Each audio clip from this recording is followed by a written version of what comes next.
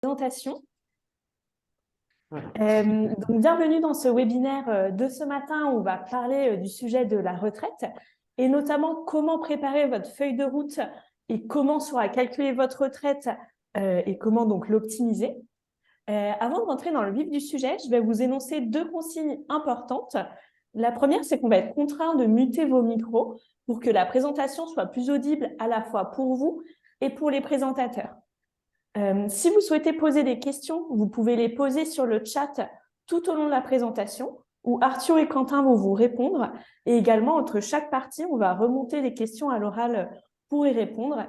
Et à la toute fin de la présentation, on a un temps d'échange où on répondra à l'oral à vos questions si vous en avez. Ensuite, la deuxième consigne, c'est que vous allez recevoir pendant la présentation un formulaire, un feedback form sur lequel vous pouvez formuler vos commentaires sur la présentation pour que nous, notamment, on puisse s'améliorer de webinaire en webinaire. Vous pouvez également demander à recevoir le support de présentation et également à être contacté par nous si vous le souhaitez. Ensuite, concernant donc le webinaire en lui-même, il va consister en 1 heure de présentation et 30 minutes de temps de questions et réponses, comme je le disais. Donc voilà. Ensuite, pour la présentation, elle est présentée par les excellentes Laetitia et Coralie. Donc Laetitia Aldeguer, qui est consultante et associée chez Culture Patrimoine, et Coralie Lopez, qui est analyste senior chez Culture Patrimoine. Pour Laetitia, cela fait donc maintenant 15 ans qu'elle fait partie de l'entreprise et Coralie, cela fait 5 ans. Donc, vous allez voir, elles sont chaleureuses, elles sont dynamiques, elles vont savoir vous guider sur le sujet de la retraite. Donc, je sais que certains d'entre vous nous connaissent, mais pour ceux qui ne nous connaissent pas, donc Culture Patrimoine, c'est un office de multifamily office et de conseil en gestion de patrimoine. Nous, on aime bien se représenter par l'image du Sherpa patrimonial en Alaska, puisque nous, on a vocation à devenir votre guide et votre interlocuteur unique sur tous vos sujets patrimoniaux. Donc cela, on le fait avec technicité, expérience et fiabilité. Si on devait résumer Culture Patrimoine en 4 questions, notre métier, c'est donc offrir des services patrimoniaux de conseil, de mise en œuvre et d'accompagnement. Notre objectif, c'est de devenir votre interlocuteur de référence sur l'ensemble de vos sujets privés ou professionnels. À qui nos services s'adressent, c'est à vous, donc toute personne qui peut se poser des questions sur son patrimoine, des questions patrimoniales. Et comment on le fait, comment on vous accompagne, c'est comme je le disais juste avant, c'est avec technicité, une expérience qui est reconnue et une fiabilité dans le temps. Donc, on va pouvoir rentrer dans le vif du sujet, notamment avec Monsieur Retraite qui va nous accompagner tout au long de la présentation pour donc illustrer les différents exemples que Laetitia et Coralie vont vous présenter. Je vous souhaite un excellent webinaire. Merci Mélanie.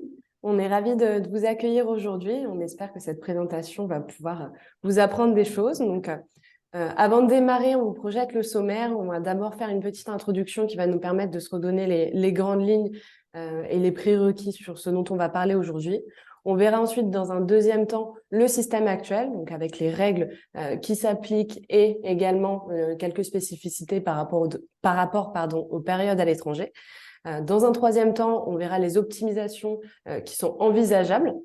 Et enfin, on appliquera ça dans un cas pratique. Donc, l'idée, c'est aussi de chiffrer un petit peu pour rendre toute la théorie qu'on va exposer aujourd'hui un petit peu plus pratique. Donc, en introduction, avant de rentrer vraiment dans le vif du sujet, la retraite aujourd'hui en France, on distingue 2 grandes catégories de retraite. La retraite par répartition, celle dont on va parler aujourd'hui, et la retraite par capitalisation. Donc, retraite par répartition, ça va être la retraite que vous créez grâce à vos cotisations lorsque vous êtes actif, que vous travaillez, que vous cotisez sur vos salaires et sur vos rémunérations. La retraite par capitalisation, c'est la retraite que vous pouvez réaliser à titre personnel sur vos contrats, par exemple, d'épargne ou spécifiquement d'épargne retraite. C'est vraiment, je dirais, la retraite personnelle. Retraite par répartition, c'est celle du système actuel. Donc, c'est 2 retraites qui sont complémentaires. Nous, aujourd'hui, on va se concentrer sur la retraite par répartition. C'est vraiment l'objectif du webinaire. Donc, la retraite par répartition, il y a plusieurs régimes. Le régime général a été créé en 1945, et donc on a 4 grands régimes. Le général que j'évoquais qui couvre les salariés, donc c'est la majeure partie des actifs aujourd'hui. On a également le régime de la fonction publique qui couvre 17% des actifs, le régime des non-salariés et les régimes spéciaux. Donc, une petite précision, aujourd'hui, dans cette présentation, on ne regardera pas en détail les régimes spéciaux. On va plutôt se concentrer sur les autres régimes évoqués. À l'intérieur de la retraite par répartition, on va avoir 2 grandes catégories à nouveau, la retraite de base et la retraite complémentaire. Donc, la retraite de base, ça va être celle qui est commune à tous les régimes, donc ceux qu'on évoquait, général, fonction publique, indépendant, également les libéraux. Et la retraite complémentaire, on va avoir des caisses spécifiques applicables à chaque régime. Vous connaissez l'Agirc-Arrco. Je cite également pour les indépendants le SSI, ancien RSI, les CNAF pour les régimes libéraux. Voilà, il y a un grand nombre de caisses qui existent. Donc, on a également des régimes surcomplémentaires qui existent et qui peuvent être, dans certains cas, obligatoires. On en a terminé avec l'introduction, donc on va pouvoir passer au système actuel et voir ensemble, dans un premier temps, les règles en vigueur. Et donc, je passe la parole à Laetitia. Merci Coralie. Bonjour à tous. Donc, comme le disait Coralie précédemment, effectivement, donc sur le système actuel, on distingue sur la retraite 2 parties, la retraite de base et la retraite complémentaire. Donc, on va dans un premier temps, effectivement, s'attarder sur la retraite de base pour comprendre comment elle fonctionne, quel est le mécanisme et quels sont vos droits associés à cette retraite de base. Donc, à aujourd'hui, la retraite de base, en fait, elle se calcule via une formule que vous voyez à l'écran. Donc, ça va être un facteur de 3 termes. Le premier, donc le salaire de base, qui va être multiplié par un taux et qui va être multiplié par un quotient qui représente votre nombre de trimestres cotisés sur votre durée d'assurance. On va reprendre juste après chacun de ces termes, donc c'est pour ça que je ne vais pas rentrer dans le détail à ce niveau-là. Mais en tout cas, voilà, votre retraite de base est calculée selon cette formule mathématique par rapport à ça. Le premier terme, le salaire annuel moyen, donc le SAM, en fait, qu'est-ce que c'est? Donc, ce salaire annuel moyen, c'est une moyenne de vos 25 meilleures années d'activité avec une limite parce que vous serez dans tous les cas plafonné à un pass, c'est-à-dire à 43 900 environ actuellement pour l'année 2023. Donc, ça veut dire que vous allez avoir une activité de plus de 25 années au vu de votre carrière, très certainement, et on retiendra vraiment les 25 meilleures années par rapport à ça. Donc, généralement, on a tendance à dire que les 25 meilleures années sont un petit peu plus anciennes, mais selon comment sera réalisée votre activité, vous pouvez avoir très bien une partie de vos meilleures années qui serait plutôt en début de carrière et l'autre qui serait plutôt en fin de carrière, selon comment vous allez réaliser votre activité professionnelle. Le taux de la pension, le deuxième terme, en règle générale, il est de 50% pour avoir ce qu'on appelle la pension à taux plein. Il peut y avoir des éléments qui viennent jouer à la baisse, à la hausse sur ce taux, et on le verra un petit peu plus tard. Donc, je détaillerai effectivement un petit peu plus tard cette partie-là. Et ensuite, il y a effectivement ce qu'on appelle la durée d'assurance. Rappelez-vous, sur la formule précédente, la durée d'assurance était effectivement le dénominateur de notre quotient. Donc, la durée d'assurance, en fait, elle est fonction de votre année de naissance. Donc, ça, c'est effectivement un tableau qui est publié et qui dit que selon l'année à laquelle vous êtes né, vous devrez cotiser tant de trimestres. Pour ce qui est la partie du numérateur, donc la durée de cotisation, donc ça va être vos trimestres que vous allez avoir cotisés, donc pour lesquels vous allez avoir travaillé. Il faut savoir qu'il y a une règle un petit peu particulière sur la notion de cotisation et de trimestre, puisqu'on pourrait penser que pour cotiser un trimestre, il faut avoir travaillé ce trimestre de manière effective. Ce n'est pas le cas. Aujourd'hui, en fait, pour valider un trimestre, c'est-à-dire pour avoir un trimestre cotisé, il faut avoir une rémunération minimale. Donc, pour faire simple, pour valider un trimestre, il faut avoir perçu 150 150 SMIC horaires, ce qui fait environ 1 700 €. Donc, j'arrondis. Donc, comme vous le comprenez bien, ça veut dire que si vous voulez cotiser vos 4 trimestres pour l'année 2023, il faut que vous ayez perçu sur l'année 2023 6 762 € bruts pour avoir vos 4 trimestres. Donc, assez rapidement, on voit qu'on va avoir nos 4 trimestres effectivement qui vont se cotiser pour l'année. Et on comprend bien que c'est du coup pas la retraite de base qui fera forcément le plus gros bout de la retraite, mais en tout cas, elle va y contribuer pour partie. Donc voilà, les éléments qu'on vient de voir, c'est vraiment sur la retraite de base, on va dire, des salariés non salariés. Pour les fonctionnaires, le mécanisme est un peu différent et on en parlera un petit peu plus tard, donc je le laisse de côté.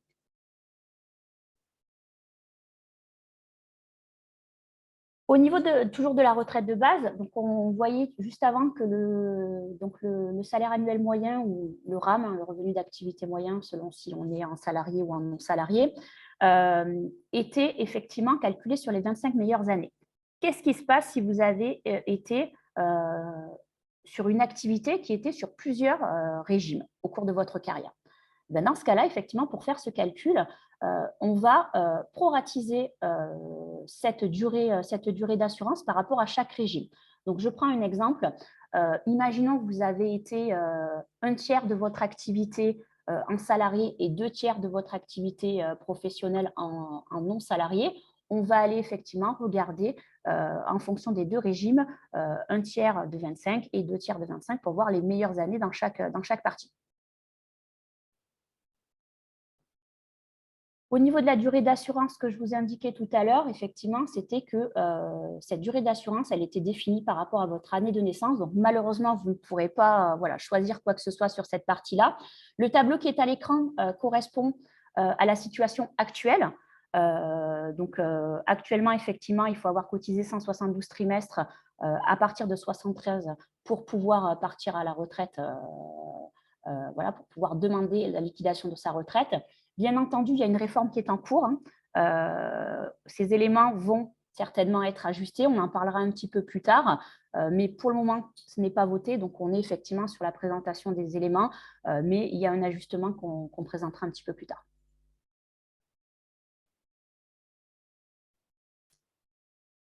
Au niveau toujours de la retraite de base, il va y avoir effectivement des bonifications de trimestres. Pour vos trimestres cotisés, effectivement, vous allez pouvoir cotiser trimestre par votre activité professionnelle, comme on l'a dit tout à l'heure, avec une cotisation fonction de la rémunération perçue. Mais il y a également des trimestres qui peuvent vous être octroyés dans certains cas, et notamment pour vos enfants. Donc, il faut distinguer 2 cas, la notion enfant à charge et enfant élevé. Donc, pour faire simple, on va dire, vous avez le droit à 8 trimestres maximum par enfant. Donc, ça, c'est ce que dit la législation. Ces 8 trimestres se décomposent en 4 trimestres pour enfants à charge et 4 trimestres pour enfants élevés. Jusqu'en 2010, ces 8 trimestres étaient automatiquement octroyés à la mère. Ça, c'était effectivement la règle pour tous les enfants nés avant 2010. Depuis 2010, en fait, il y a eu un assouplissement de cette règle qui permet effectivement d'octroyer une partie des trimestres à l'autre parent. Les 4 trimestres d'enfants à charge, donc ça correspond au trimestre pour la naissance. Dans tous les cas, ces 4 trimestres resteront à la mère. On ne peut rien faire, donc par défaut, ils restent attribués à la mère. Les 4 trimestres pour enfants élevés sont ceux qui pourront être soit conservés par la mère, soit effectivement donnés à l'autre parent. Attention, pour faire cet octroi, il faut quand même respecter un certain formalisme puisqu'il y a un délai assez court pour pouvoir demander cet octroi. Donc, vous avez 6 mois à compter des 4 ans de votre enfant pour faire la demande pour que les trimestres soient octroyés à l'autre parent. Et cela doit se faire via un formulaire qui est présent sur le site après de l'assurance retraite. Donc, c'est un formulaire qui doit être complété par les parents et qui doit être envoyé à l'assurance retraite et qui permettra effectivement d'octroyer ces 4 trimestres à l'autre parent par rapport à ça. Un dernier point par rapport à ces trimestres, également, se pose la question des familles recomposées puisqu'on a effectivement de plus en plus de beaux-parents dans les notions d'enfants élevés. Cette notion d'attribuer les 4 autres trimestres à l'autre parent ne fonctionne pas pour les beaux-parents, sauf si ils ont été considérés comme tiers de confiance, c'est-à-dire que par décision de justice, il a été décidé que c'était effectivement ces personnes qui allaient élever les enfants. Et dans ce cas-là, on peut en faire bénéficier les beaux-parents, mais la règle générale, c'est que c'est assez rare. Tant qu'on est sur les enfants, et avant de passer effectivement au slide d'après, une micro-parenthèse également, les enfants, en plus de vous permettre de bénéficier de trimestres supplémentaires, vont également générer des notions de majoration. Et donc là, ça sera effectivement à partir du moment où vous aurez eu plus de 3 enfants que vous pourrez effectivement avoir une majoration. Donc pour faire simple, la majoration, c'est 10% de votre retraite de base si vous avez eu plus de 3 enfants, donc 10% pour les 3 premiers, et ensuite c'est plus 5% par enfant supplémentaire. Ce que je vous propose maintenant, c'est qu'on passe à la partie majoration-minoration, et je vais redonner la parole à Coralie pour cette partie. Donc, pour cette partie-là, on est toujours sur la retraite de base. On reprend la multiplication que Laetitia nous a montré tout à l'heure. Donc, notre salaire de base fois notre taux fois notre durée d'assurance, enfin notre fraction avec la durée d'assurance. Et on peut avoir des coefficients de minoration ou majoration qui vont s'appliquer. Donc, qu'est-ce que c'est que ces coefficients? Donc, coefficient de minoration, qu'on peut appeler également décote. Ce coefficient-là vient s'appliquer à la formule si le nombre de trimestres validés est inférieur à la durée d'assurance requise, donc celle qu'on présentait tout à l'heure dans le tableau. Donc, dans ce cas-là, on a un coefficient de minoration qui vient agir directement sur le taux qui va être applicable au salaire annuel moyen. Donc, le coefficient de minoration, il est appliqué sur maximum 20 trimestres manquants et il est de 1,25% par trimestre manquant. Donc, le 1,25% appliqué sur notre taux de 50% sur nos 20 trimestres, ça nous fait un taux minimum de retraite applicable au salaire annuel moyen de 37,5%. Donc ça, notre taux, c'est notre terme du milieu dans la multiplication qu'on montrait tout à l'heure. On a également un impact du manque de trimestre sur le dernier terme qui va être la fraction avec la durée d'assurance requise. Donc, prenons un exemple peut-être pour que ce soit un petit peu plus parlant. On a Monsieur Retraite, qu'on évoquait tout à l'heure, qui est né le 1er novembre 1960. Donc, compte tenu du tableau actuel qu'on projetait tout à l'heure, il doit avoir 167 trimestres pour avoir son taux plein. À date, donc au 1er janvier 2023, pour faire simple, il lui manque 12 trimestres. Il a 155 trimestres compte tenu de sa carrière. Donc, quel est le taux de sa pension ? Pour reprendre un petit peu de hauteur, s'il avait eu tous ces trimestres, on aurait bien eu son salaire annuel moyen fois son taux de 50%, fois 167 trimestres sur 167 trimestres et aucun coefficient de minoration. Donc, il aurait eu un taux de 50%. Là, dans cette hypothèse, il a 155 trimestres sur 167. Donc, notre taux va être de 50% fois 1,5% appliqué sur 12 trimestres manquants. Donc, finalement, le taux va être à 42,5%. Je passe le détail des calculs, mais c'est pour vous donner une idée. Donc, le taux à 42,5% et également notre fraction qui va venir dégrader, si je puis dire, le calcul sur le salaire annuel moyen. Donc, on voit, là, le point qu'on voulait souligner, c'est que le fait d'avoir des trimestres manquants, ça a un impact qui est quand même assez important sur le calcul de la retraite, puisqu'on va avoir à la fois le taux qui est diminué et la durée d'assurance, et donc on a cette double minoration. Donc ça, c'est pour le coefficient de minoration. On va avoir la même logique si on a des trimestres supplémentaires, donc c'est-à-dire qu'on a travaillé au-delà de l'âge requis et au-delà du nombre de trimestres qui étaient requis pour atteindre le taux plein. Donc là, ça va être la même chose. On va avoir, mais cette fois-ci en positif, on va avoir 1,5% de surcote appliquée sur notre taux. Il y a une coquille dans le slide puisqu'on est il n'y a pas de maximum. Donc la surcote peut aller, on n'a pas de maximum comme tout à l'heure dans la décote avec le 20 trimestres qui était la limite. Donc là, c'est vraiment si vous travaillez plus, vous avez votre surcote qui est appliquée. Et donc je redis bien les conditions. On doit avoir notre âge légal de la retraite qui est de 62 ans aujourd'hui qui est atteint et on doit avoir notre nombre de trimestres qui est atteint également pour pouvoir venir majorer le montant de la retraite.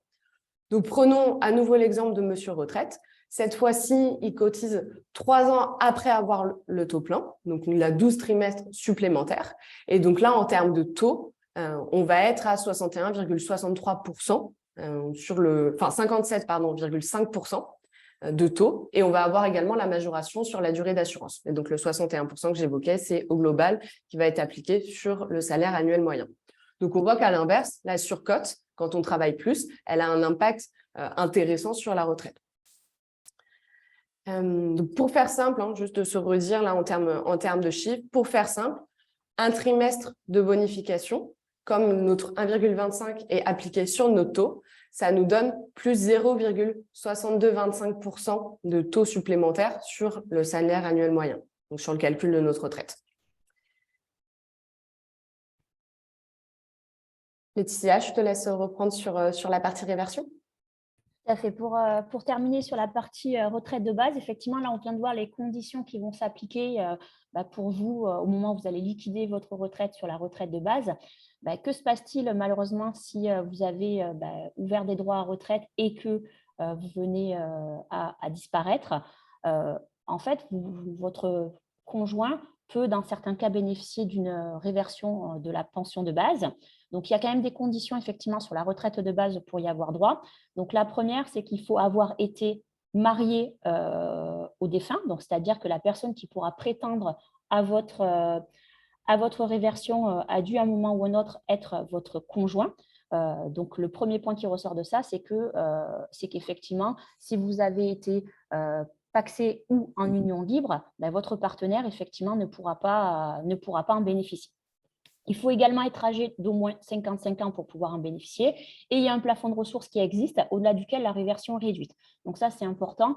On verra plus tard sur la retraite complémentaire que les choses sont un petit peu différentes. Mais en tout cas, sur la retraite de base, les ressources sont considérées. Et effectivement, de ce fait-là, on peut se retrouver avec une pension de réversion qui est diminuée.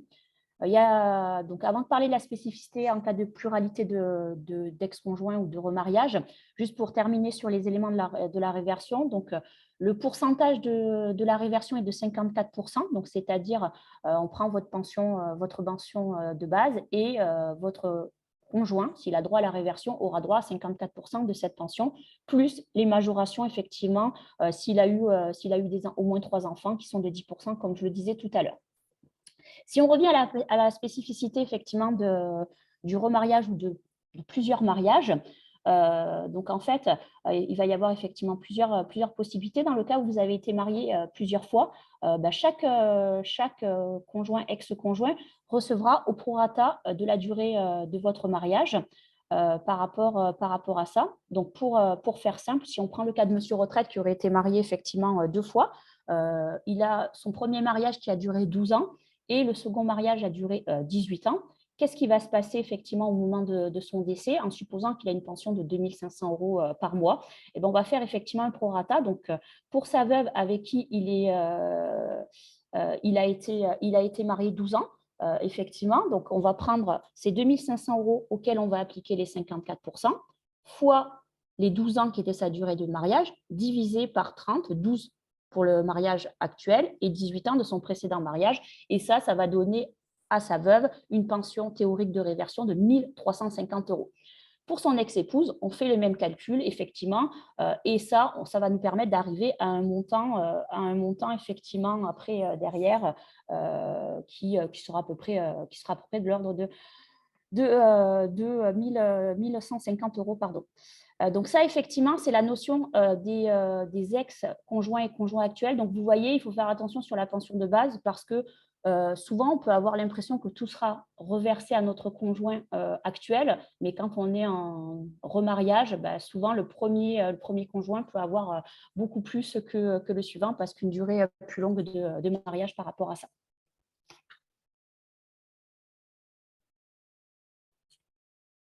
Pour juste reprendre un petit peu d'éléments sur le régime des fonctionnaires, puisqu'on a dit effectivement que ça bénéficiait de quelques particularités. Donc, pour rappel, le régime de base des salariés non salariés, donc c'était revenu annuel moyen fois taux, fois durée de cotisation sur durée d'assurance. Donc là, effectivement, sur le régime des fonctionnaires, on va parler de traitement brut indiciaire, le TBI, fois un taux, fois toujours un quotient durée d'assurance sur durée requise par rapport à ça. Et il y aura toujours les coefficients de minoration et majoration. Ça reste effectivement présent. Le seul point, effectivement, c'est que là où sur la retraite de base des salariés non salariés, on est sur les 25 meilleures années. À aujourd'hui, sur les fonctionnaires, le TBI, c'est le TBI des 6 derniers mois, effectivement. Donc, ça change un petit peu les éléments. Et également le taux qui, nous, on l'a vu tout à l'heure, par défaut, est à 50% quand tout va bien, on va dire. Là, en fait, le taux est à 75% quand tout va bien. Donc, c'est effectivement les différences qu'il y a entre les deux régimes par rapport à ça, sachant qu'une partie s'explique aussi, notamment sur le TBI, parce que le traitement brut indiciaire, c'est vraiment la rémunération de base des fonctionnaires. On n'inclut pas du tout les primes qu'ils peuvent avoir dans le calcul de retraite par rapport à tout ça. Donc, cette partie termine, on va dire, le régime de base. Ce que je vous propose maintenant, c'est de passer sur le régime complémentaire. Et Coralie, je te laisse présenter le régime complémentaire. Donc, le régime complémentaire, qui est la deuxième partie de notre retraite par répartition. Cette fois-ci, on va fonctionner par points. Donc, les cotisations ouvrent droit à des points. Les points diffèrent en fonction de la caisse de rattachement. Donc, pour les salariés, c'est l'ARCO, la GIRC. Pour les indépendants, c'est le SSI que j'évoquais tout à l'heure. Les libéraux, on a également évoqué. Sur le régime des salariés, à avoir en tête l'ARCO, la GIRC, c'était deux caisses qui étaient différenciées et qui ont fusionné il y a quelques temps. Et donc aujourd'hui, sur le salaire d'un cadre, c'est vraiment la GIRC qui va faire les points. Pour vous donner une idée en termes d'ordre de grandeur, on va avoir à peu près 8% de cotisation au niveau de l'ARCO, la GIRC sur la première tranche, donc ça fonctionne par tranche. Et cette première tranche, elle est à hauteur d'à peu près 44 000 €, donc c'est le montant d'un PASS, un plafond annuel de la sécurité sociale. Au-delà d'un PASS et jusqu'à 8 PASS, donc jusqu'à 350 000 €, entre 44 et 350 000 €, les cotisations vont être de l'ordre de 22%. Donc ça, c'est l'ordre de grandeur. Et un point important, c'est qu'au-delà de 8 PASS, au-delà de 350 000 € de salaire, on est bien sûr du salaire brut, là on raisonne en brut, ça n'aura pas d'impact sur la retraite, il ne va pas y avoir de cotisation supplémentaire. Pour faire court, gagner plus de 8 PASS n'est pas utile pour les cotisations retraite, pour la retraite. Donc, sur le système de points, comment va être calculée la pension au moment où la pension va être liquidée? Elle va être calculée de la manière suivante. On va prendre en compte les points qui ont été acquis et on va les multiplier par la valeur du point au moment de la liquidation de la retraite. Donc, aujourd'hui, pour vous donner une idée, la valeur du point Agirc-Arrco, elle est de 1,34 €, pardon. Donc, elle a été augmentée, revalorisée en novembre 2022, plus 5%. Et antérieurement, elle avait été que peu ou pas du tout revalorisée. Donc, voilà, c'est ça aussi qui vient vraiment agir sur le montant de la pension à terme. On est quand même assez lié à la valeur du point et à l'état, si je puis dire, de santé de la caisse. Pour la décote et surcote, donc coefficient de minoration et de majoration, ça va être le même principe que pour la retraite de base. Je ne vais pas rentrer dans le détail, on est vraiment sur la même logique. Pour la réversion, également, même logique. On a des conditions qui vont être très proches. Il y a quelques spécificités, et je souligne notamment le fait qu'on n'a pas de conditions de ressources, c'est-à-dire que même si le conjoint a des ressources qui vont être importantes, cela ne va pas annuler le droit à la réversion sur la retraite complémentaire, alors que sur la retraite de base, ça peut être le cas. Et ensuite, en cas de remariage ou d'ex-conjoint qu'on évoquait tout à l'heure, on peut avoir une perte de la réversion qui est différente par rapport à la retraite de base. En termes de montant, vous vous souvenez, la retraite de base, on était à 54% pour la réversion. Là, sur la retraite complémentaire, c'est 60%, plus les éventuelles majorations et les majorations liées aux enfants. Un point spécifique sur la retraite complémentaire auquel on ne pense pas forcément, mais qui a un impact qui est quand même à prendre en compte, c'est le coefficient de solidarité. Ce coefficient de solidarité, qu'est-ce que c'est? Avant de rentrer dans le détail, l'idée par rapport à ce coefficient-là, c'est d'inciter les actifs à partir un petit peu plus tard à la retraite que l'âge auquel ils atteignent leur taux plein, donc notre 50% de tout à l'heure. Donc, ce coefficient de solidarité, il concerne les personnes qui sont nées à partir de 1957, sauf quelques cas spécifiques où on va avoir une exonération. Je précise que le coefficient de solidarité va s'appliquer uniquement sur la retraite complémentaire. Donc, coefficient de solidarité, quel impact? On va avoir 3 hypothèses qu'on vous a projetées à l'écran. Première hypothèse, dans le cadre d'un départ à taux plein, ce coefficient de solidarité, on va avoir une minoration. C'est-à-dire que si Monsieur Retraite, pour reprendre notre exemple de tout à l'heure, part à taux plein avec ses 167 trimestres, il va avoir moins 10% sur sa retraite complémentaire pendant 3 ans. Donc ça, c'est limité aux 3 années, mais on a quand même moins 10%, donc ce qui est non négligeable sur nos 3 premières années. Pour éviter ce coefficient de solidarité, c'est notre hypothèse 2, la neutralité. Pour faire ça, on peut partir à taux plein plus 1 an, auquel cas on n'a pas de décote. Et ensuite, de la même manière, toujours dans cette logique de se dire mais on travaille plus longtemps, donc on est entre guillemets récompensé, on a une hypothèse 3 qui est celle de la majoration, donc un coefficient de solidarité qui va être positif sur le montant de la retraite complémentaire. Et donc là, ça va être de se dire si on part entre 2 ans et 4 ans plus tard que notre taux plein, on va avoir un bonus sur la retraite complémentaire. Donc c'est limité également en termes de durée, mais c'est important à avoir en tête parce que ça a quand même un impact non négligeable sur les premières années. Laetitia, ouais, vas-y. Donc, après, effectivement, ce coefficient de solidarité, va se poser la question des périodes à l'étranger, puisque de plus en plus de personnes ont des carrières internationales. Et donc, effectivement, quel est l'impact de ces carrières internationales sur le calcul de la retraite française, notamment.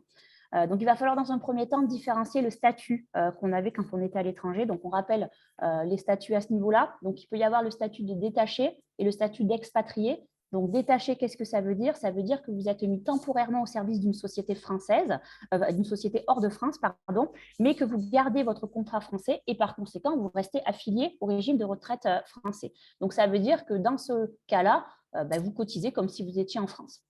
Et ensuite, il va y avoir la partie expatriée, c'est celle sur laquelle on va s'attarder juste après, qui là, en fait, signifie que vous allez être mis au service d'une société hors de France de manière illimitée avec un contrat local et que, de ce fait-là, le salarié cotisera au régime de retraite du pays d'expatriation ou pas. S'il n'y en a pas, ça dépend après du pays où vous allez vous trouver. Donc, selon les pays où vous trouverez à ce moment-là, vous serez effectivement selon les règles du pays. Donc, il y a des pays qui seront en capitalisation versus de la répartition chez nous. Il y a des pays qui n'auront pas du tout de régime de retraite et qu'il faudra effectivement, du coup, vous compenser par rapport à ça. Donc, vous voyez bien, effectivement, par rapport à ce qu'on vient de se dire, cela risque d'avoir des conséquences sur le calcul de la retraite française et potentiellement des malus liés aux périodes incomplètes. De ce fait-là, comment va se calculer effectivement la pension que chaque pays doit vous verser? Donc ça va dépendre, et c'est là que ça se complique un petit peu, donc ça va dépendre effectivement du pays et comment se situe ce pays par rapport à la France. Donc, on va avoir 3 cas de figure. Le premier cas de figure, c'est que le pays est concerné par la réglementation de coordination européenne. Donc, pour faire simple, c'est Union européenne, Suisse et EE, enfin tout ce qui est les États économiquement européens. Donc, dans ce cas-là, en fait, on va prendre effectivement le montant le plus favorable entre la retraite nationale de chaque pays, sans prise en compte, bien entendu, des trimestres à l'étranger, application des malus. Donc, ça veut dire, pour rappel, les malus, c'est les décotes dont parlait Coralie tout à l'heure. Et on regarde également la retraite communautaire. Donc là, la retraite communautaire, quelle est-elle? Ça va être effectivement le calcul de la retraite nationale, comme si tous les trimestres avaient été validés en France. Et ensuite, on fait une proratisation en fonction de la durée réelle en France. Donc ça, c'est le premier cas. Deuxième cas, il existe une convention de sécurité sociale entre les pays. Donc ça, effectivement, un certain nombre de pays sont concernés. Il y en a environ 41 pays à date pour la France qui sont liés par ce type de convention-là. Donc là, effectivement, on a 3 grandes options: totalisation, proratisation, calcul séparé prioritaire ou comparaison entre la retraite nationale et proratisée. Je vais vous montrer un exemple juste après, donc je ne vais rentrer pas plus dans le détail par rapport à ça. Et après, les pays où il n'y a aucun accord, c'est le cas des Émirats arabes, pour faire simple. Donc là, dans ce cas-là, c'est tout simple. On ne considère aucun trimestre en France pour cette période réalisée à l'étranger. Donc, si on prend un cas de figure par rapport à ça, on va reprendre notre monsieur retraite. Donc là, on va supposer qu'il a travaillé effectivement 84 trimestres en France et 88 à l'étranger. On suppose qu'il a un revenu annuel moyen de 40 000 € et que son nombre de trimestres requis est de 172 trimestres. Donc, quelle sera sa pension versée par les caisses françaises? Donc ça va dépendre effectivement de la situation dans laquelle il va se trouver par rapport au pays où il était à l'étranger. Donc, prenons le premier cas, supposons que c'est un pays avec réglementation de la coordination européenne. Donc là, effectivement, on va faire dans un premier temps la partie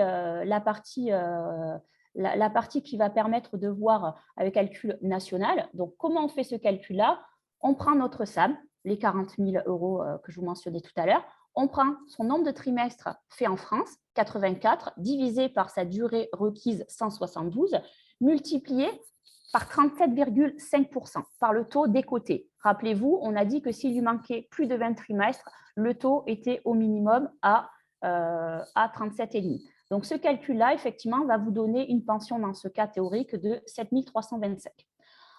Si on fait prise en compte et proratisation, donc qui est la deuxième possibilité dans ce cas-là, donc toujours nos 40 000, cette fois-ci, on considère qu'il a tous ses trimestres, donc 172 sur 172, fois 50% le taux, puisqu'on n'est plus du tout décoté, on a supposé qu'on avait tous nos trimestres. Donc ça va nous amener à 20 000 €. Et à ces 20 000 €, on va proratiser par rapport à la durée réellement faite en France, c'est-à-dire 84 trimestres sur 172, ce qui nous donne 9 767 dans ce cas-là.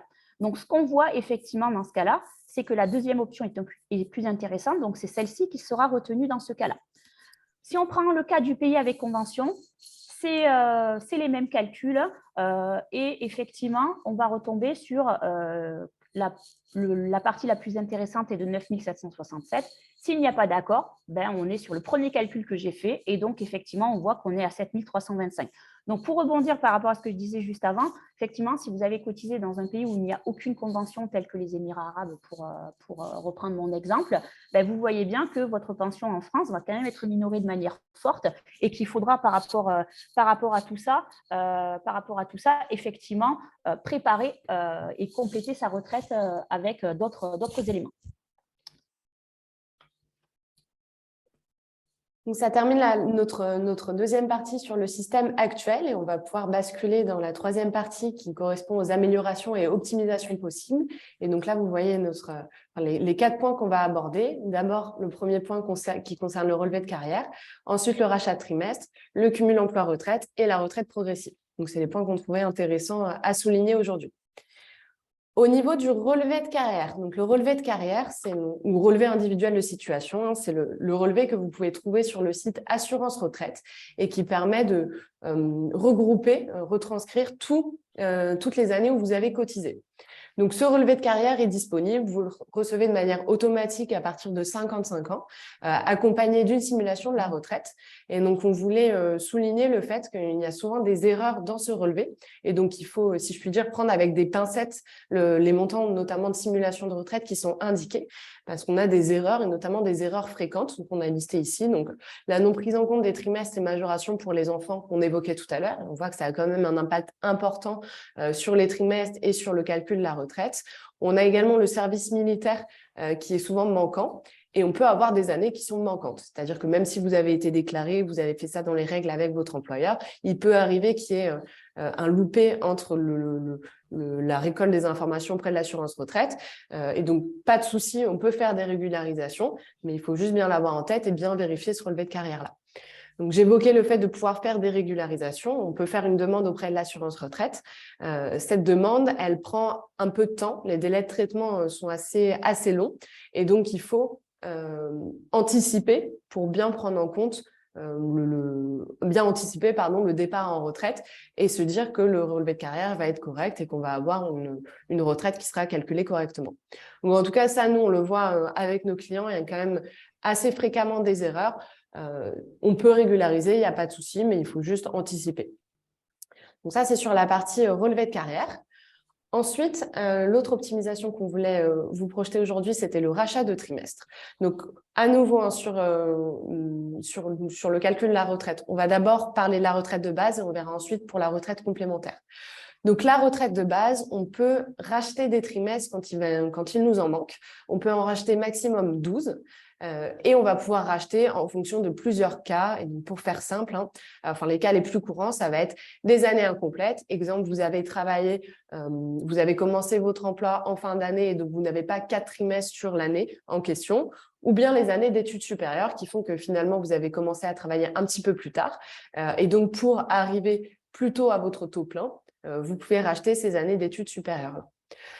Comment ça se passe d'un point de vue pratique? C'est une demande également à faire auprès de l'assurance retraite et je vais rentrer dans le détail juste après. Le rachat de trimestre, donc c'est un coût, le fait de racheter des trimestres, et le montant que vous allez verser, c'est un montant qui est déductible de votre revenu imposable. Donc, c'est-à-dire que l'année où vous faites le versement, vous allez avoir le montant qui va être déduit de votre revenu imposable sur la feuille d'imposition. Et donc, finalement, le coût net du rachat de trimestre, ça va être le montant versé moins l'économie d'impôt. Et donc, en fonction de votre tranche marginale d'imposition, ça peut être entre 11 à 45% du montant versé. Donc, ce qui est non négligeable et qui permet de venir diminuer un petit peu le coût.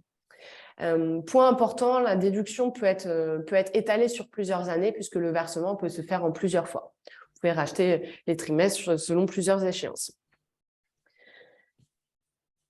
Sur le type de rachat et notamment le coût. Donc, il y a 2 types de rachats qui existent, le rachat de taux et le rachat de taux plus durée. Donc, le rachat de taux, ça va venir agir uniquement sur le terme du milieu de notre multiplication de tout à l'heure. Donc, vous vous rappelez, salaire annuel moyen fois taux fois durée d'assurance. Donc là, le fait de racheter le taux va venir augmenter notre terme du milieu, la partie taux. Donc ça, concrètement, ça permet d'éviter la décote ou en tout cas de la diminuer. Le deuxième type de rachat va venir cette fois-ci agir sur le terme du milieu et sur le dernier terme.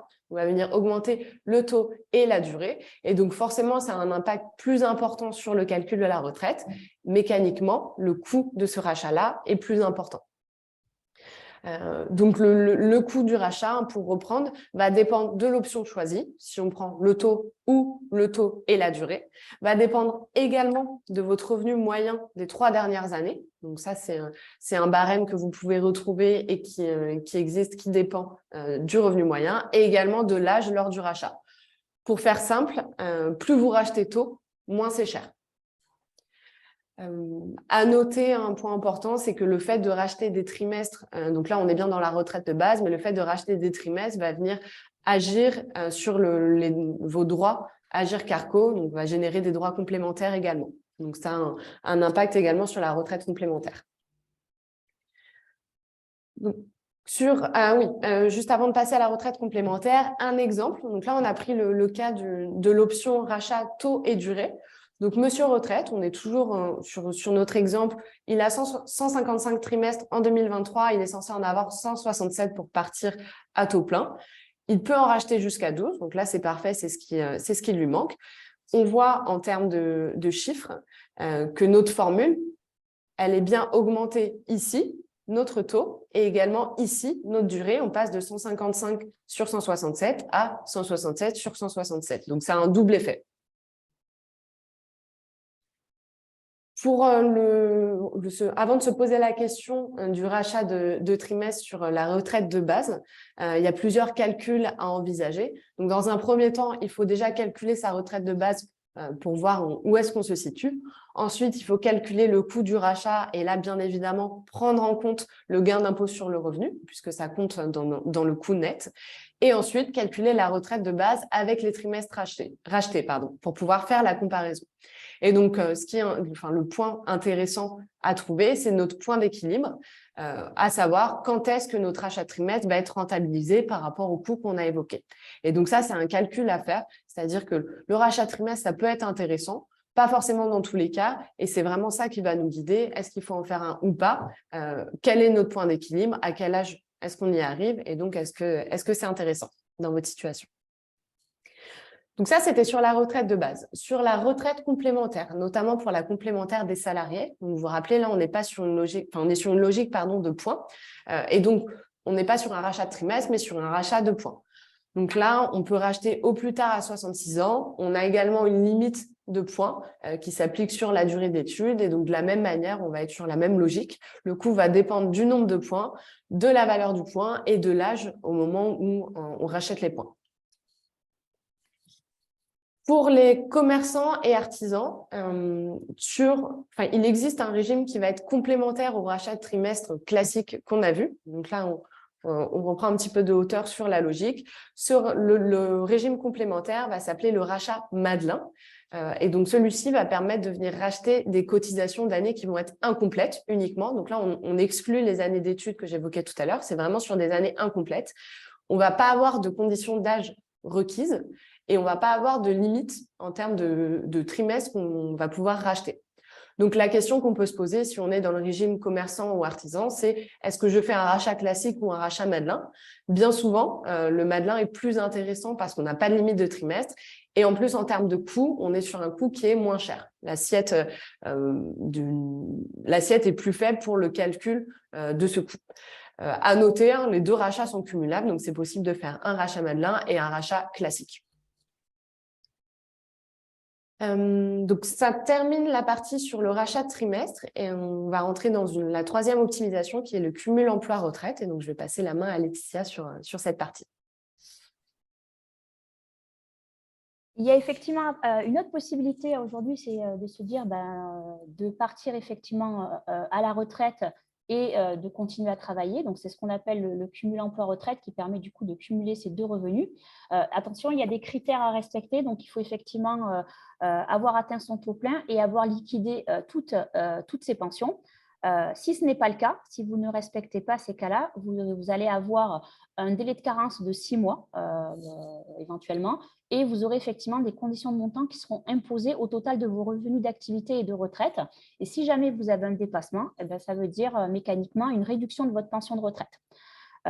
Petite remarque par rapport à ça, bien entendu, vu que vous aurez liquidé vos droits à la retraite, ce n'est pas parce que vous allez continuer à travailler que ça va vous ouvrir droit à des nouveaux droits à retraite. Donc, effectivement, toutes vos nouvelles cotisations vieillesse ne sont pas concernées par rapport à ça. Je ne détaille pas plus cette partie puisque si vous vous rendez sur notre site ou nos pages, vous verrez, il y a eu un article effectivement spécifique qui détaille cette partie-là. Un autre point intéressant d'optimisation qui est souvent méconnu, c'est la retraite progressive. Donc, qu'est-ce que la retraite progressive? En fait, c'est en fin de carrière de se dire j'ai la possibilité de réduire mon activité professionnelle et de commencer à toucher une partie de ma pension de retraite. Comme tout à l'heure, il y a des critères, bien entendu. Donc, le premier critère, c'est l'âge. Il faut avoir à minima 60 ans pour pouvoir demander cette possibilité. Il faut justifier également d'une durée d'assurance de 150 trimestres minimum. Et il faut s'engager à réduire son activité de travail et de faire en sorte qu'elle soit comprise entre 40 et 80% de votre temps actuel par rapport à ça. Donc ça, effectivement, c'est quand même très intéressant parce que ça peut permettre, si votre activité professionnelle vous permet effectivement de réduire votre temps de travail, voilà, de entre guillemets, lever le pied, si je peux le dire ainsi, avoir un bout de retraite, continuer à travailler. Et contrairement à précédemment, où je vous disais que ça n'ouvre pas droit à des droits complémentaires, là, toute la période pendant laquelle vous allez effectivement continuer à travailler, vous allez continuer à cotiser. Et le jour où vous allez arrêter totalement de travailler et de partir totalement à la retraite, eh bien, en fait, votre calcul de retraite va être refait en fonction de ces nouvelles périodes que vous avez cotisées et vous aurez à ce moment-là votre retraite calculée à taux plein si vous êtes à taux plein à la date en question. Donc, je ne rentre pas non plus dans le détail puisqu'on a un article qui a été publié le mois dernier sur cette partie-là et qui explique dans le détail avec un cas pratique toute cette partie-là. Mais effectivement, un mécanisme très, très intéressant et qui peut apporter de la liberté et tout en continuant à cotiser pour la retraite. Dernier point, donc avant de passer au cas pratique, donc sur la réforme, le projet de réforme qui est actuellement en cours. Donc là, tout ce qu'on vous a présenté, effectivement, c'est selon les règles actuelles. Le projet de réforme prévoit de changer certains points, notamment le recul de l'âge légal de départ. Actuellement, on peut partir à la retraite à partir de 62 ans, qu'on ait ou pas son nombre de trimestres. C'est l'âge à partir duquel on peut partir. La réforme prévoit de le décaler à 64 ans. Donc voilà, ça voudrait dire qu'avant 64 ans, sauf cas exceptionnel, on ne pourrait pas partir. Prévoit également un allongement de la durée de référence. Donc, on a vu tout à l'heure dans le tableau qu'on était à 172 trimestres à partir de 1973. Là, effectivement, la réforme prévoirait d'accélérer cela et faire que ce soit les personnes qui soient nées à partir de 65 qui partent à 72 trimestres. Il y a également des possibilités de départ anticipé qui sont en discussion par rapport à tout ça. Donc voilà, ça c'est les principaux points. On ne rentre pas dans le détail sur ces points parce que c'est une réforme, un projet de réforme qui n'est pas encore voté. Donc tant qu'il n'est pas voté avec des décrets d'application, il n'est pas applicable. Cette réforme a commencé il y a plus de 2 ans. À l'époque, on était sur une notion de point universel où il y a eu effectivement des changements. Donc on n'est pas à l'abri encore qu'il y ait des nouveaux changements par rapport à tout ça. Bien entendu, dès que la réforme sera validée, et quels que soient les points qui seront validés, on ajustera effectivement la présentation et on fera certainement un nouveau webinaire pour intégrer toute cette partie-là. Donc, cette partie clôture, effectivement, on va dire toute la théorie. Ce qu'on vous propose, c'est de prendre on va dire, les 5-10 minutes pour présenter le cas pratique. Et ensuite, on passera effectivement à vos questions, puisque je pense que vous allez avoir de nombreuses questions sur tout ce que nous venons de vous présenter. Coralie, je te redonne la main. Donc, notre cas pratique, on va regarder ensemble aujourd'hui. On reprend les données ensemble. Donc, on a toujours notre monsieur retraite qui est né en novembre 1960. On a détaillé un petit peu sa carrière pour que vous ayez une idée de ce que ça a donné. Donc, il a eu quelques premiers jobs. Il a fait son service militaire. Il a été salarié de 1985 à 2015 avec un salaire d'environ 100 000 € par an. Ensuite, il a décidé d'ouvrir son entreprise et donc il est devenu président de SAS de 2016 à ce jour avec un salaire qui a un petit peu diminué de 50 000 € par an. Donc ça, c'est nos grandes données. Les éléments pour la retraite, il dispose au 1er janvier 2023 de 166 trimestres. Son taux plein, donc c'est toujours à 167 trimestres. Et lui, son objectif, c'est de partir à la retraite le plus tôt possible avec la meilleure pension. Donc, les questions qui se posent, c'est est-ce qu'il peut partir au 1er janvier 2023 pour faire simple, donc avec ses 166 trimestres. Donc, ça, c'est la situation actuelle qu'on a retenue. Est-ce qu'il doit attendre d'avoir ses 167 trimestres donc au 1er avril 2023 et donc, vous vous souvenez, hein, s'il part à taux plein, le coefficient de solidarité lui sera appliqué. Donc, est-ce qu'il doit attendre le 1er avril 2023 avec l'application du coefficient de solidarité ? Ou est-ce qu'il doit attendre le 1er avril 2024 pour éviter le coefficient de solidarité? Quelle est l'option la plus intéressante pour lui? Et donc, c'est ces 3 cas-là qu'on va regarder aujourd'hui. Donc, nos trois cas sont juste ici. 1er janvier 2023, 1er avril 2023 et 1er avril 2024. Donc, avec les différents âges de départ, on voit bien en termes de trimestre qu'on a 166 dans le premier cas, le taux plein dans le second cas. Et dans le troisième cas, on est à 171. Donc, en termes de pension mensuelle nette, c'est les chiffres qui sont affichés à l'écran. On voit qu'il y a un certain écart qui est lié justement au trimestre et aux décotes sur cotes qui sont appliqués. D'un point de vue pension annuelle nette, ça donne 50 200 € pour un départ au 1er janvier 2023, 50 900 € pour un départ au 1er avril 2023 et 52 200 € pour un départ en avril 2024. Donc là, on vous a remis l'écart par rapport à la situation de base au 1er janvier 2023, l'écart en termes de montant annuel. Donc là, dans un premier temps, ce qu'on voit, la première logique qu'on pourrait avoir, c'est de se dire, finalement, il a une pension qui est plus intéressante, plus il attend. Et donc, c'est plus intéressant pour Monsieur Retraite de partir le plus tard possible, ici, 1er avril 2024. Ça, on l'a mis en perspective par rapport à son espérance de vie. Puisque la réalité, c'est que plus il attend, plus il va avoir une retraite importante, mais proportionnellement, moins il la touchera longtemps. Donc aujourd'hui, par rapport aux tables de mortalité, Monsieur Retraite va avoir une espérance de vie d'un peu plus de 83 ans. Donc, par rapport à l'âge de départ qui est indiqué dans la deuxième ligne, on va avoir une espérance de vie résiduelle d'un peu plus de 20 ans dans le premier cas et d'un petit peu moins de 20 ans dans le dernier cas. Donc, on voit que ça glisse de cette manière. Donc, ce qu'on trouvait intéressant de projeter, c'était de se dire sur cette espérance de vie résiduelle, qu'est-ce que ça donne en termes de pension totale touchée.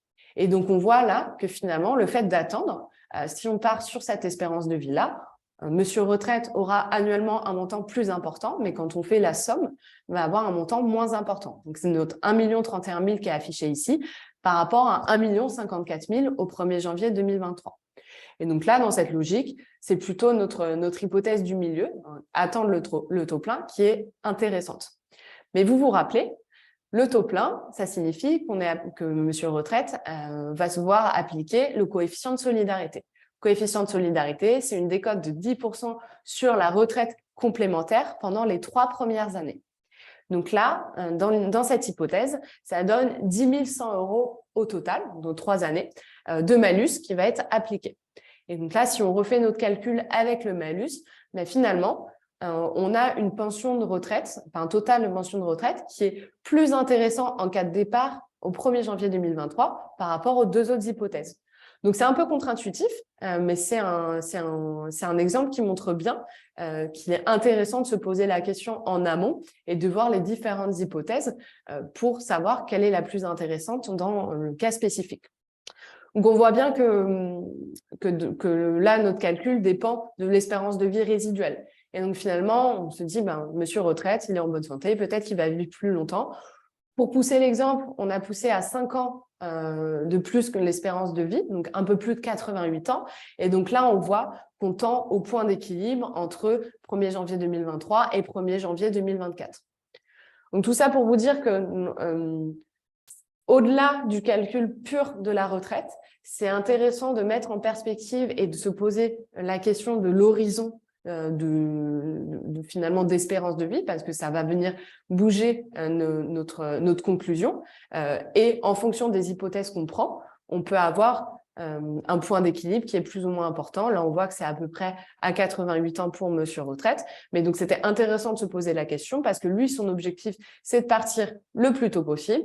Donc, on voit que finalement, partir au 1er janvier 2023, même s'il n'est pas à taux plein, c'est quand même le plus intéressant. Donc voilà, ça c'est un exemple type qui nous montre qu'il faut bien se poser la question et qu'il faut aller dans le détail pour savoir ce qui est le plus intéressant. Et pour pousser également l'hypothèse, comme on a parlé en optimisation de tout ce qui était rachat de trimestre, on s'est dit finalement au 1er janvier 2023, il manque un trimestre à Monsieur Retraite. Qu'est-ce que ça donnerait s'il rachetait ce trimestre? Au lieu d'attendre avril 2023, il part bien en janvier 2023, mais avec son taux plein. Et donc, vous vous rappelez, on a bien 2 hypothèses, le rachat du taux seul et le rachat du taux et de la durée.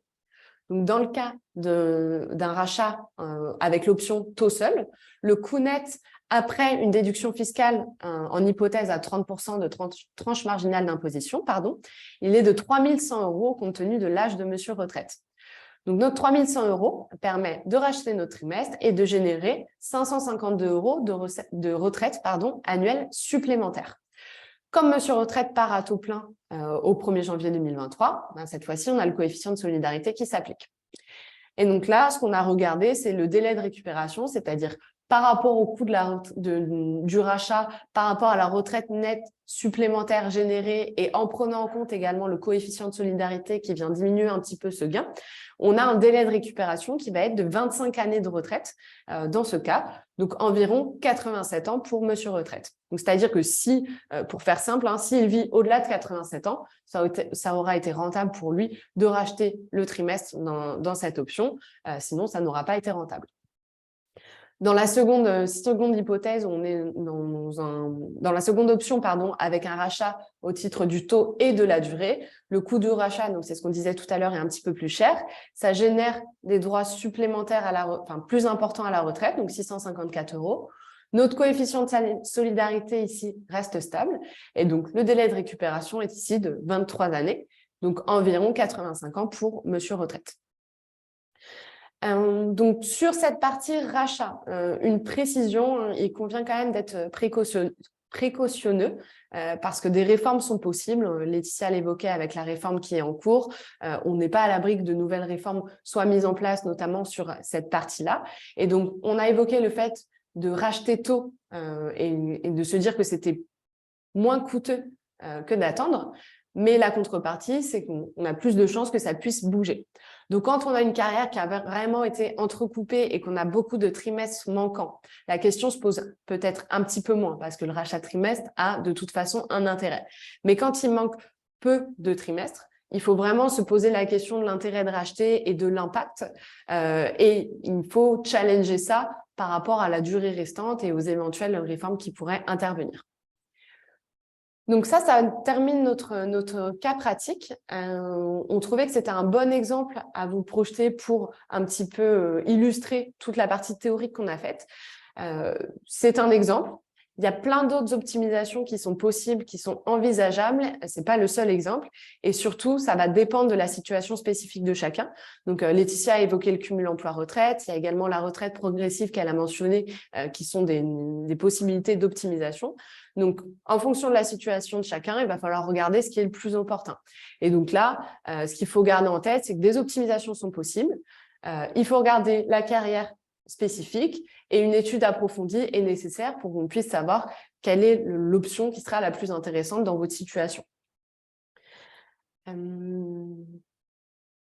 Mélanie, je te repasse la main pour clôturer cette partie avant de pouvoir passer aux questions-réponses et qu'on puisse vous entendre et vous répondre.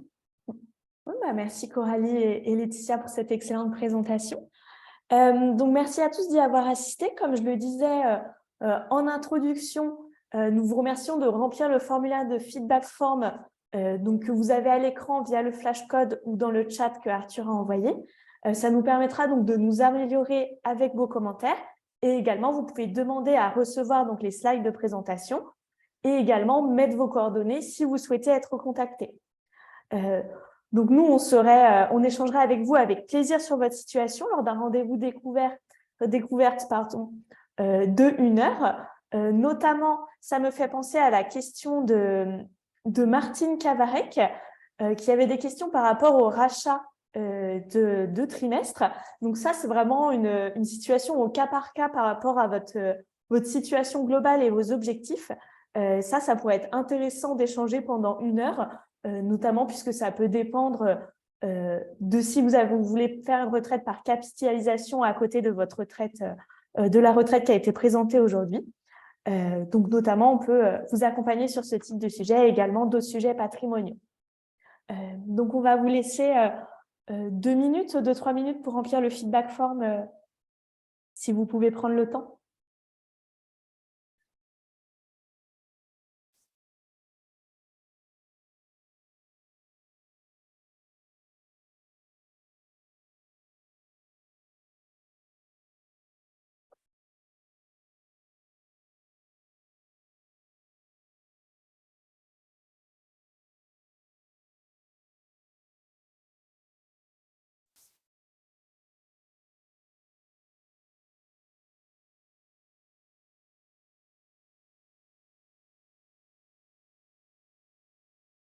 Ensuite, on va prendre quelques minutes pour répondre à vos questions à l'oral si vous souhaitez échanger.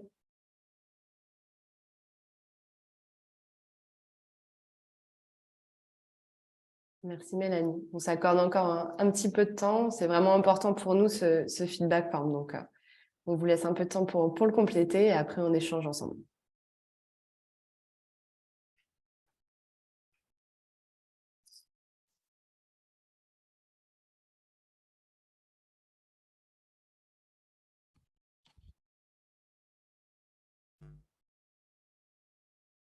Peut-être pendant que vous complétez, j'ai vu que sur le chat, il y avait des questions sur la partie étrangère et notamment les trimestres à l'étranger. Donc, pour compléter ce qui a déjà été mentionné, effectivement, par défaut, les trimestres à l'étranger, s'ils doivent être considérés en France, ne sont pas repris. Et donc, c'est à vous de faire des démarches par rapport à ça. Donc, c'est à vous de faire régulariser effectivement votre relevé de carrière par rapport à tout ça. Donc ça, c'était pour le repréciser.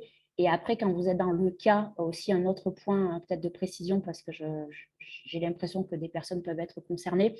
Si vous avez été sur des périodes à l'étranger, prenons le cas, on va dire, multi-pays. Donc, j'ai travaillé en France, je travaille au Canada, puis je travaille après aux États-Unis. Je reviens en France et je termine ma carrière en France.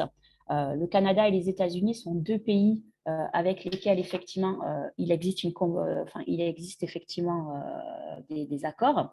Par contre, on n'a pas le droit de faire jouer plusieurs accords à la fois. Donc en fait, il faut choisir un des deux pays avec lequel on fait l'accord.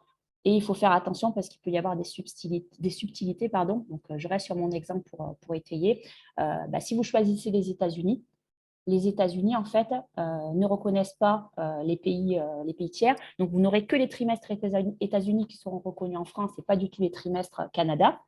Par contre, si vous choisissez la convention Canada-France, en fait, vous aurez vos trimestres du Canada, mais également vos trimestres des États-Unis qui seront considérés en France, parce que cette convention Canada-France, en fait, elle prend en compte dans son calcul les trimestres validés dans des pays tiers ayant également une convention avec le Canada, ce qui est le cas entre le Canada et les États-Unis. Donc, vous voyez qu'il y a beaucoup de complexités qui peuvent se mettre sur ces périodes à l'étranger. Donc, voilà, donc je prenais juste une minute pour repréciser toute cette partie-là. Si vous avez des questions, du coup, nous se fera un plaisir avec Coralie d'y répondre. Je vais juste vérifier que vous pouvez bien mettre votre micro.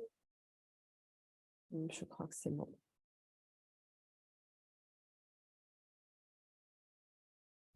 La première question est toujours la plus difficile, mais on remerciera la personne qui se lancera puisque ça permettra de débloquer un petit peu tout le monde. Donc, n'hésitez pas, on est là pour ça. On a prévu ce temps d'échange à la fin pour pouvoir faire le point ensemble. Donc, n'hésitez pas. Juste peut-être pour répondre à Martine Cavarec sur le chat, là, sur la partie du rachat des trimestres internes médecine.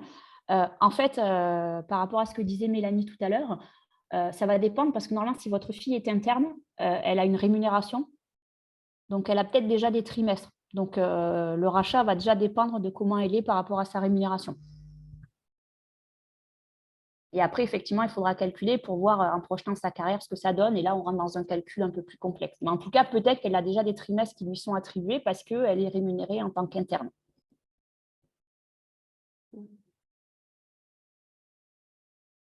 Est-ce que quelqu'un souhaiterait poser une question?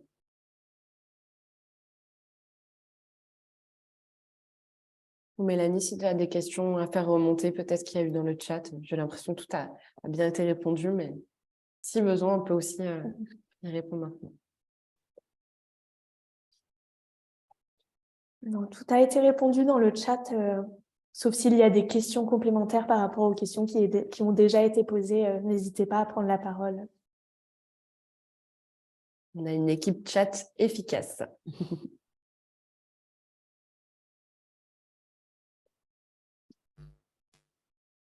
S'il n'y a pas de questions dans ce cas-là,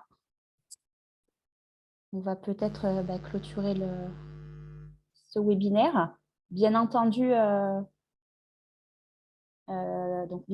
effectivement, on reste à votre disposition. Donc, si vous souhaitez recevoir la présentation, vous aurez nos coordonnées dans cette présentation. Dans tous les cas, sur les feedback forms, si vous avez souhaité être recontacté, nous prendrons également contact avec vous rapidement pour qu'on puisse vous apporter toute notre expertise sur votre situation.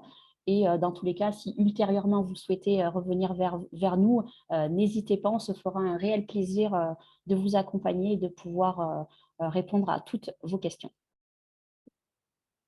Et pour répondre à la dernière question qui vient d'être posée sur le chat, pour rebondir sur ce que vient de dire Laetitia, tout à fait, nous, on est effectivement en mesure de vérifier un relevé de carrière, de pouvoir vous dire si il y a si je puis dire, des trous dans le relevé et vérifier avec vous si c'est normal ou pas.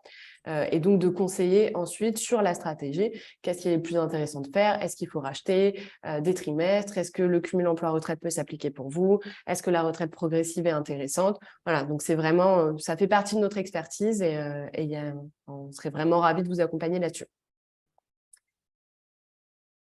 Alors, une question qui arrive, quel est notre avis sur le rendement RSI vs régime général? J'imagine que si je comprends bien la question, c'est en termes de se dire, est-ce que c'est plus intéressant de cotiser au RSI qu'au régime général? Je laisse peut-être Philippe confirmer que c'est bien ça, le point.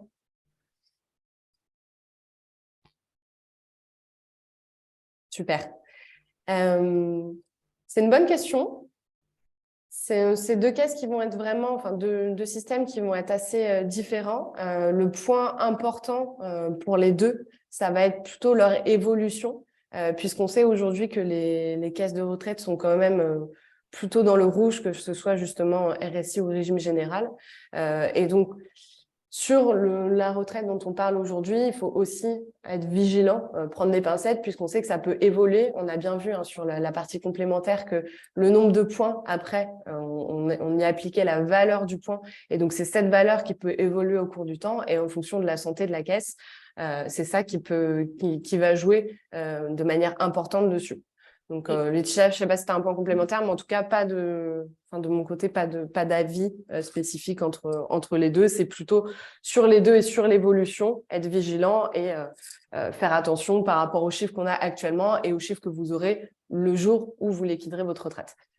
Et après, il y a un point d'attention à avoir entre les deux régimes, on va dire. Il y en a un qui offre une meilleure cotisation que l'autre. Enfin, quand on est salarié, on cotise de manière un petit peu plus forte que quand on est indépendant. Donc, souvent, les indépendants, il est important de préparer sa retraite de manière complémentaire. Et donc, ça fait aussi partie des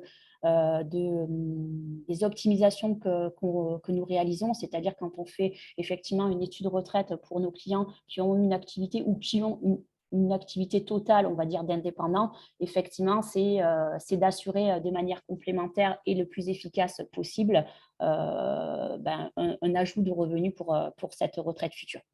Donc voilà, donc le point de Coralie en fait est valable sur toutes les caisses et après le point c'est qu'à aujourd'hui tout ce qui est régime indépendant, on va être sur des cotisations sur les parties complémentaires qui sont des fois un petit peu plus faibles et donc moins de droits derrière que sur la partie salariée par exemple. Est-ce que ça répond à votre question, Philippe? Parfait. Est-ce qu'il y aurait d'autres points?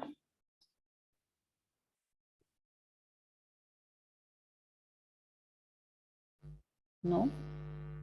Je propose dans ce cas-là de lever la séance.